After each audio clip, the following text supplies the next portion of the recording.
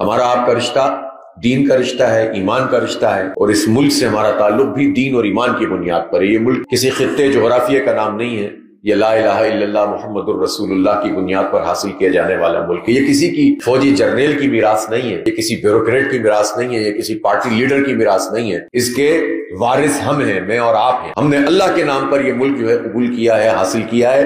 انشاءاللہ یہاں اللہ کا کلمہ ہی سر بلند ہوگا، اللہ کا نظام ہی قائم ہوگا، تو یہاں پر امن قائم ہوگا، اور پھر بدامنی پھیلانے والوں کو ایک ایک کر کے کیفر کردار تک پہنچائیں گے انشاءاللہ۔ لیکن جب تک یہ جد و جہد جاری ہے اس وقت تک ہم ہاتھ پہ ہاتھ دھرے نہیں بیٹھ سکتے۔ اور میں یہ تمام لوگوں سے کہنا چاہتا ہوں، جتنے بھی ہماری فوج کے لوگ ہیں، تمام ایجنسیوں کے لوگ اور حکومت کے لوگ، اور میں تو یہ بھی تلاش کرتا ہوں کہ ہماری صوبائی حکومت کی توجہ بھی ان تمام معاملات پر کتنی ہے، بڑھنی چاہیے۔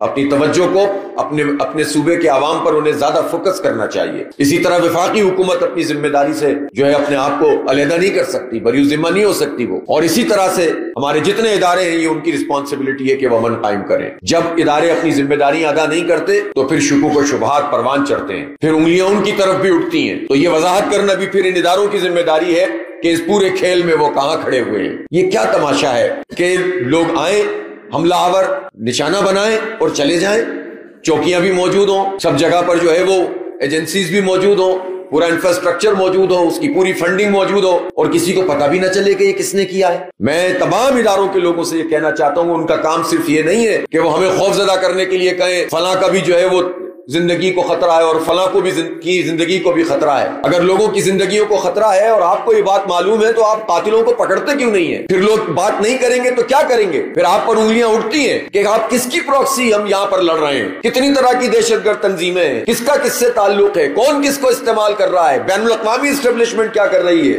لوکل اسٹیبلشمنٹ کیا کر رہی ہے۔ لہٰذا ہم یہ کہنا چاہتے ہیں کہ ہم اس بدامنی کو قبول نہیں کر سکتے۔ ہم امن کے لیے جو ہم سے ہو سکے گا ہم کریں گے۔